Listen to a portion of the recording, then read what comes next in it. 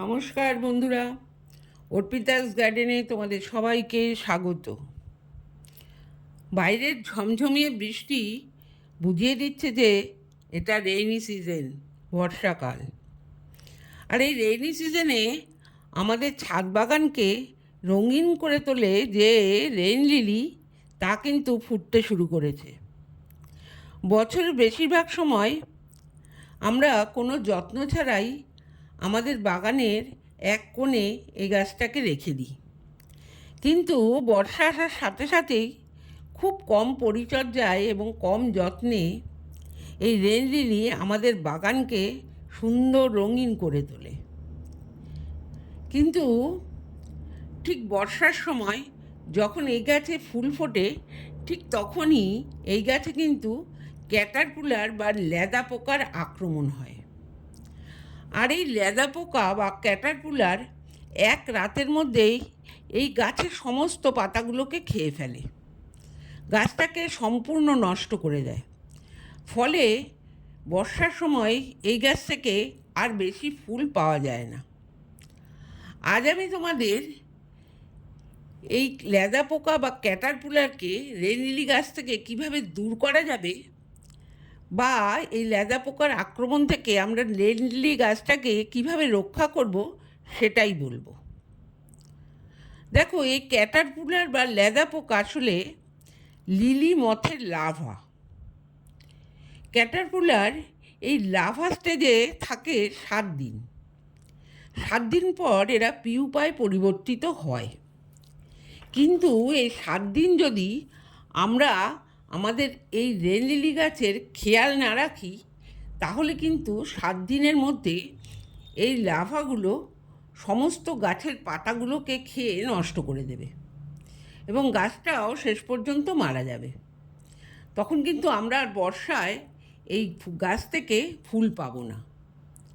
সেই জন্য আমরা 3টে উপায়ে এই রেইন লিলি গাছ থেকে এই লেদা পোকা বা ক্যাটারপিলারকে নষ্ট করব বা মেরে ফেলব। এর প্রথম উপায় হলো, আমরা যদি এই ক্যাটারপিলার বা লেদা পোকাগুলোকে সরিয়ে ফেলি বা এগুলোকে মেরে ফেলি, একটা একটা করে তুলে আমরা যদি সরিয়ে ফেলি বা মেরে ফেলি। দ্বিতীয় হলো, 1 লিটার জলে আমরা 1 চামচ বেকিং সোডা এবং তার সাথে কিছুটা শ্যাম্পু বা ডিশ ওয়াশ ভালো করে মিশিয়ে এই গাছে স্প্রে করি, তাহলে কিন্তু এই পোকাগুলো মরে যাবে। তৃতীয় হলো, আমরা যদি উষ্ণ গরম জল 1 লিটার নিয়ে তার মধ্যে 1/2 চামচ যে কোনো ডিটারজেন্ট ভালো করে মিশিয়ে এই গাছে স্প্রে করতে পারি, তাহলেও কিন্তু এই ক্যাটারপিলার বা লেদা পোকাগুলো মারা যাবে। দেখো, এখানে আমি 1 লিটারের মতো উষ্ণ গরম জল নিয়ে নিয়েছি।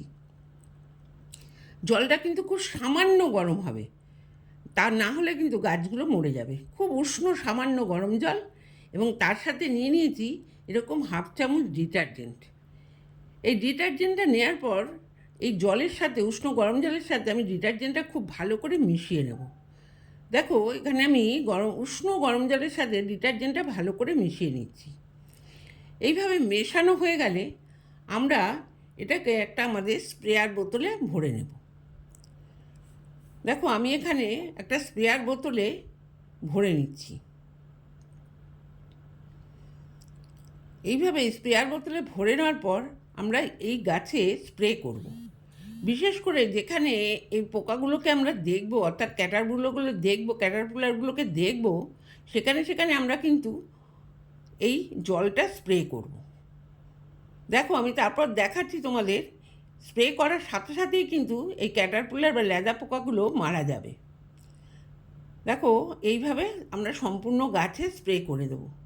বিশেষ করে আমরা যেখানে গাছের পোকাগুলোকে দেখব, সেই পোকাগুলোর ওপর আমরা এই জলটা স্প্রে করব। দেখো, এইভাবে স্প্রে করতে হবে।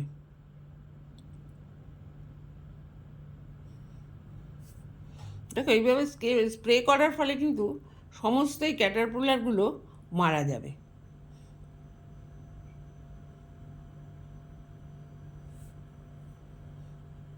দেখো, ক্যাটারপিলারগুলো কিন্তু মারা গেছে। সমস্ত ক্যাটারপিলারগুলো এইভাবে মারা যাবে। এইভাবে যদি আমরা স্প্রে করতে পারি তাহলে কিন্তু একটাও আর এই পোকা বেঁচে থাকবে না।